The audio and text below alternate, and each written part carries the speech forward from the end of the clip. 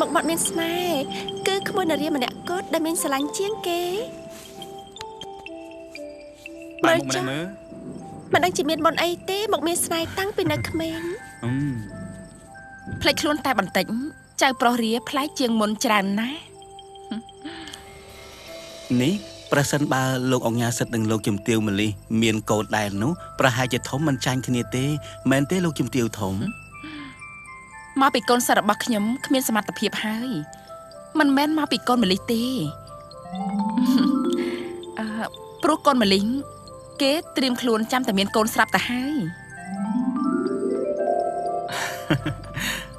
រឿងនេះមិនអាចប្រមាថបានទេណាអ្នកម៉ែជួនកាលតែងទៀត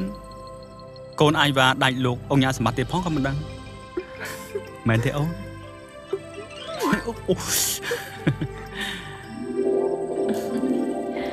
បើសិនជាអញ្ចឹងមែននោះពេលលោកអង្ញាសិទ្ធមានកូនស្រីខ្ញុំសូមឆក់ឱកាសឲ្យកូននារីរបស់ខ្ញុំហើយរឿងនេះត្រូវតែកក់ទុកមុនទៅបានរឿងនេះលោកអង្ញាមិនបាច់បារម្ភទេខ្ញុំរងចាំទៅយល់ព្រមស្រេចហើយតាអញ្ចឹងសូមជ័យលោកបងលោកអង្ញាលោកជំទាវអង្គុយលេងនៅទីនេះសិនចុះចំណែកខ្ញុំសូមទៅមើលអាហារនៅបន្ទប់បាយបន្តិចសិនអញ្ចឹងខ្ញុំក៏សូមទៅម្នាក់ផងដែរខ្ញុំក៏ទៅដែរអង្គុយយូរដូចជាចុកចកេះចុកខ្នងណាកូននៅអង្គុយនិយាយគ្នាលេងទៅបាទអ្នកម៉ែការងាររបស់លោកអង្ញាឥឡូវយ៉ាងម៉េចទៅហើយបាទអ្វីៗដូចជាដំណើរការល្អគ្រប់យ៉ាងហើយសប្តាហ៍ថ្ងៃនេះខ្ញុំកំពុងតែពង្រីករោងជាងនៅតាមបណ្ដាខេត្តជាច្រើនកន្លែងទៀត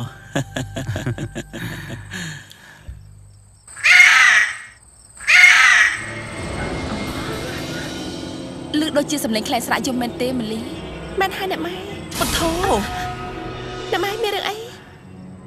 គឺបុរាណពោលថាបើសត្វខ្លែងស្រាក់មកទុំយំនៅលើដំបូលផ្ទះអ្នកណាគឺបថ្នូលមិនល្អទេនេះជារឿងចៃដន្យច្រើនជាងអ្នកម៉ែកុំព្រួយបារម្ភអីរឿងនេះខ្ញុំក៏ធ្លាប់ឮដែរហេតុនេះសូមលោកជំទាវធំនិងជំទាវម៉ាលីគួរតែប្រុងប្រយ័ត្នផងដែរចាអរគុណហើយ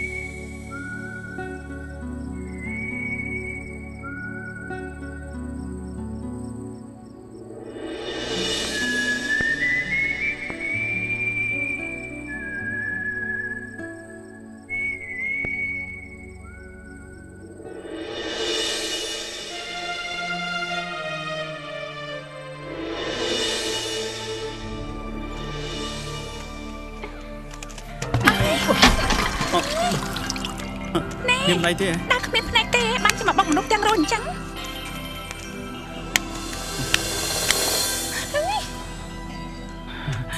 សុំទោសខ្ញុំអត់មានចេតនាទេហើយថ្លៃខូចខានទាំងប្រមាណនោះចាំខ្ញុំចេញសងវិញចាមិនអីទេពេលនេះខ្ញុំមិនបានជាប់ប្រាក់មកជាមួយទេប៉ុន្តែខ្ញុំនឹងសងថ្លៃនំនាងទាំងអស់ហ្នឹងណានាងចាំតែយកនៅផ្ទះលោកអង្ញាវងពិសិដ្ឋទេនាងអាចសួរអ្នកនៅក្បែរផ្សារបានអ្នកណាក៏ស្គាល់ផ្ទះលោកអង្ញាវងពិសិដ្ឋដែរ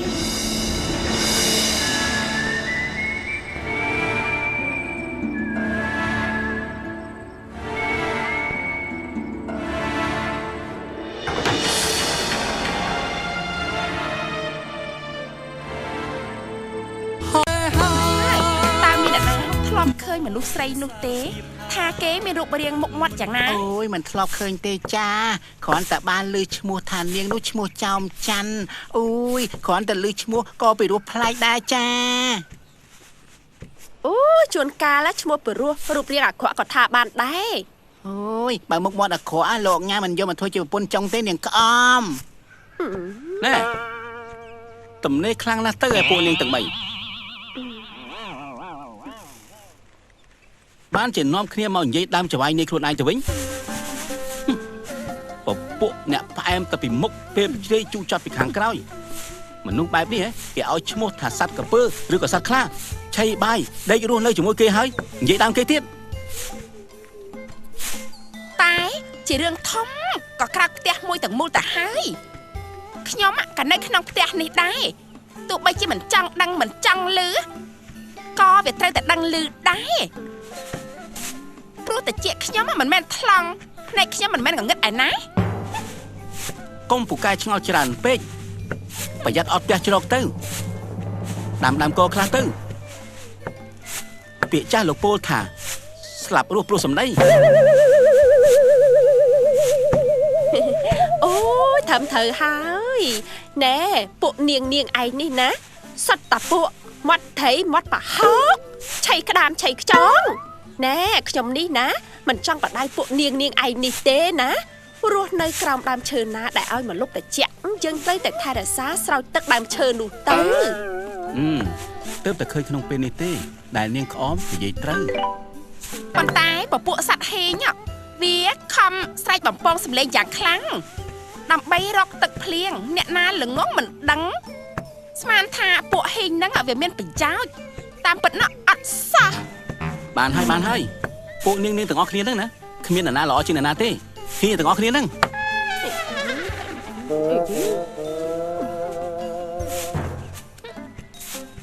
គឺមានតែនាងក្អមឯងហ្នឹងជាសត្វហ៊ីង គឺនាងឯងជាសត្វហេងហើយហេងទាំងអស់គ្នាណាអូយនាងនេះអូយថយណាស់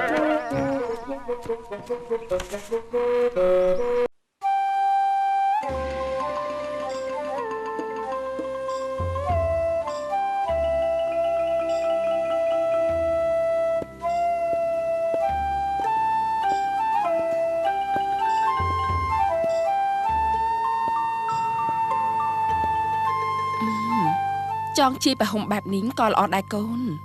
យ៉ាងហោចណាស់ក៏អាចបំភ្លេចភាពសៅហ្មងក្នុងចិត្តបានខ្លះយើងយកពេលវេលាមកគិតការងារវិញទើបបានធូរស្រាលខ្លះកូនកុំពិបាកចិត្តអីមិនថាពិសិដ្ឋមានប្រពន្ធប្រមាណទេម៉ែទទួលស្គាល់កូនតែម្នាក់គត់កូនសូមអរគុណហើយអ្នកម៉ែ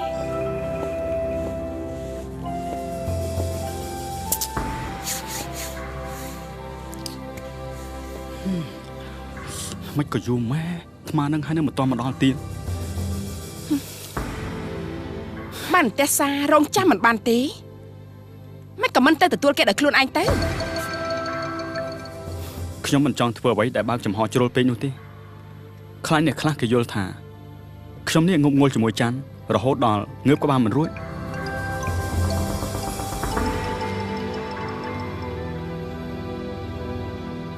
បើជាការពិតទោះជាលាក់បាំងក៏វាមិនចិត្តដែរ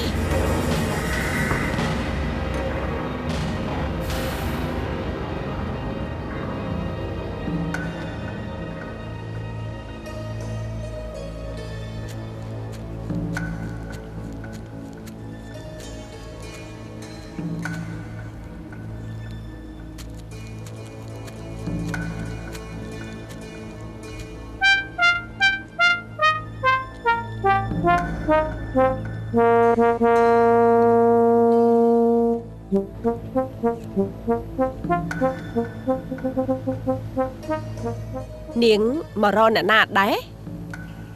ខ្ញុំឈ្មោះចំច័ន្ទហ៎ចំច័ន្ទចាគឺចំច័ន្ទចុះនាងមករកអ្នកណាខ្ញុំមករកលោកអុកញ៉ាពិសិដ្ឋ នាងនៅចាំនឹងហើយកុំដើរចូលទៅឲ្យសោះណា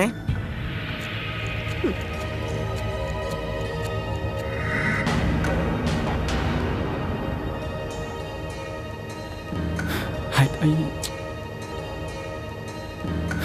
តុអី ក៏យូរខ្លាំងម្ល៉េះ លោកអុកញ៉ា យ៉ាងម៉េច លោកអុកញ៉ា យ៉ាងម៉េច អ្នកនាងចំច័ន្ទមកដល់ហើយ អូមីងឆាប់ទៅអញ្ជើញគេចូលមក បាទលោកអង្គញា ណែហើយនៅឈរថ្មងដល់ណាទៀតមិនទៅអញ្ជើញគេចូលមកណែ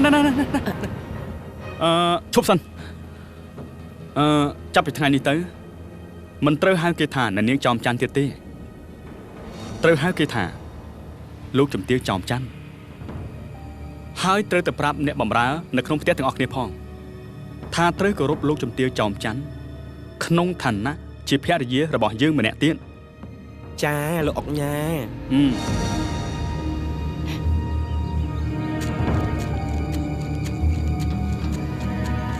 អូច័ន្ទ ណែកុំធ្វើអញ្ចឹងខ្ញុំប្រាប់ហើយ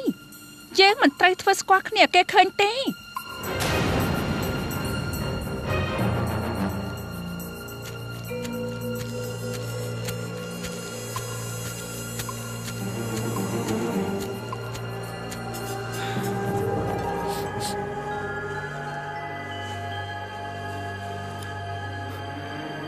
អូ